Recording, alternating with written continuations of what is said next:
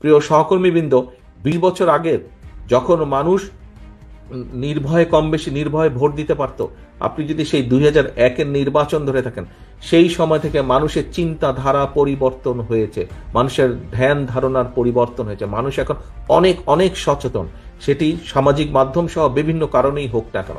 কাজেই সহকর্মীবৃন্দ, কেউ যদি মনে করেন যে আপনার এলাকার কোনো কিছু আপনাকে এফেক্ট করছে না, আরে এটা কেউ জানবে না, এইটি ভুল ধারণা সম্পূর্ণভাবে। মানুষ জেনে যায়। কাজেই আমরা যদি কেউ কোনো বিগত 3-4 মাসে ভুল করেও থাকি, আপনার আশেপাশের নেতাকর্মীরা যদি কেউ ভুল করে থাকে, প্রিয় সহকর্মীবৃন্দ, একজন নেতা হিসাবে আপনার এটি অবশ্যই অবশ্যই দায়িত্ব তাদেরকে সঠিক পথে নিয়ে আসা, তাদেরকে সচেতন করা, তাদেরকে সতর্ক রাখা। আমরা প্রায় বলে থাকি যে অমুক একটি দল আছে, তারা তো এই কাজ করে যাচ্ছে। ভাই, কমপ্লেন করেন কেন? ওরা যদি এই কাজ করে যাচ্ছে, ভিতরে ভিতরে এই কাজ করে যাচ্ছে, তো আপনি কেন করতে পারছেন না এই কাজ? আপনাকে আপনার দলের পক্ষে পরিকল্পনা নিতে হবে, আপনাকেও কাজ করতে হবে। কমপ্লেন করা চলবে না।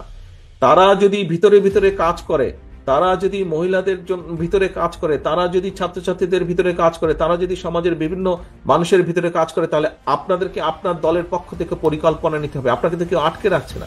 আপনি আপনার এলাকার মধ্যে পরিকল্পনা নেন, কিভাবে জনগণকে আপনার সাথে রাখবেন, কিভাবে জনগণের কাছে আপনার ভালো জিনিসগুলো পৌঁছে দিবেন, কিভাবে জনগণের সামনে আগামী দিনে কি করবেন সেগুলো আপনি তুলে ধরবেন। সহকর্মীবৃন্দ, আজকে যদি আমাদের কথাবার্তা, উঠা বসা, চলন বলনে যদি কোনো রকম এমন কিছু ঘটে যেখানে আমরা জনগণের আস্থা বিশ্বাস হারাতে পারি, তাহলে সারাদিন এই আলোচনা করে কি লাভ হলো? সারাদিন তো আলোচনা করে কোনো লাভ হলো না।